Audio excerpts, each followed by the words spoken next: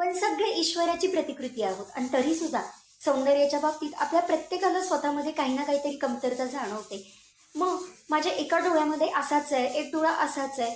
तर मग अशा वेळेस प्रभू सांगतात एखाद्या अनाळ्या व्यक्तीकडे पहा, म्हणजे तुमच्या प्रश्नांचं उत्तर तुमच्या हास्यामध्ये निर्माण होईल.